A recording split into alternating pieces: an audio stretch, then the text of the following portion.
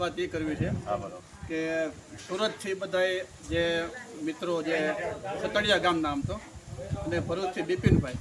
એ સુરતથી બધાએ મિત્રો ખાસ સતડિયા રામદેવ મંદિર બની રહ્યું છે એના જોવા માટે લાગણી ભાવથી બીજું કામ કે આપણે એક ગૌરવ લેવા જેવી વાત છે સતડિયાના ગૌકર્ણદાસ બાપુ જે હજારો પક્ષીઓને અનાજ માણસોને હજારો નહીં પણ લાખો કહેવાય વર્ષોથી યજ્ઞ હાલી રહ્યો છે એ કામે પણ સુરત ટીમ આવી હતી એટલે બહુ ખુશીની વાત તો એ છે વધારે ખુશીની વાત કે નાના એવા સતડિયા ગામની અંદર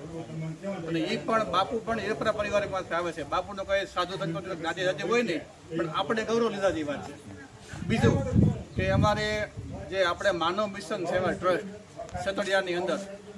જે ટિફિન સેવા હાલી રહી છે એની તો જેટલી આપણે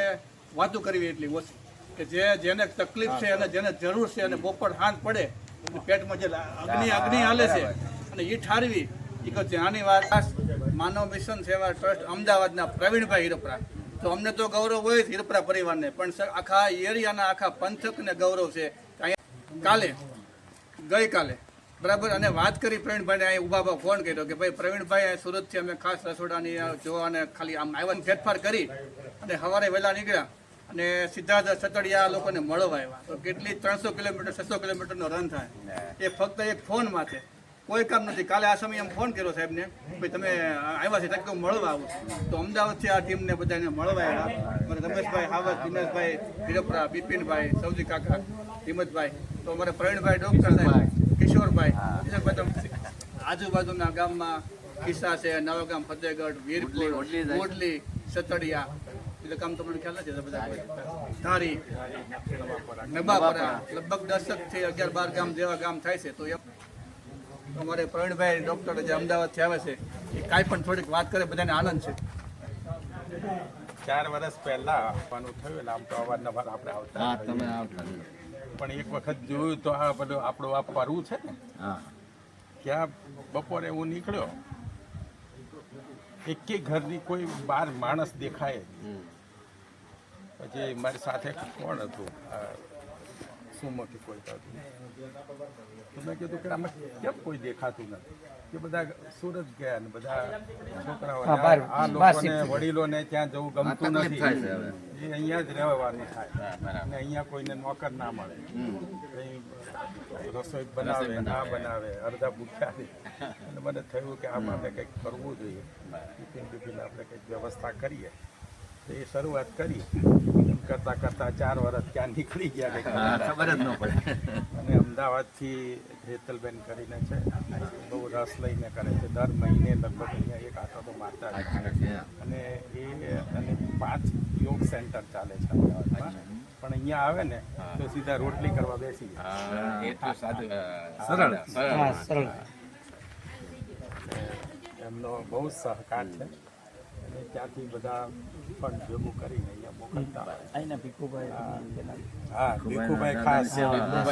મોટી સેવા એટલે ભીખુભાઈ જ કહ્યું હતું કે આપણે અહીંયા કંઈક આપણે એની ઈચ્છા હતી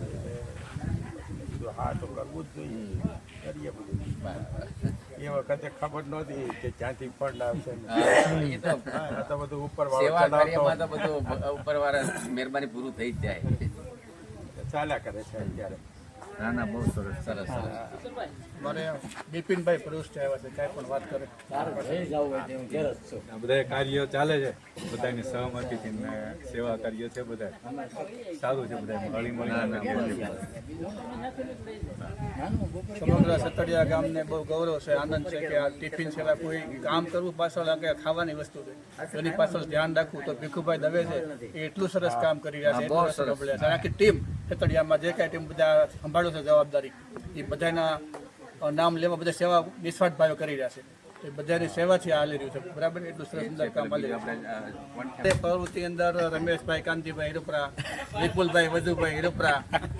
હરેશભાઈ છે ડકુભાઈ છે બધા પછી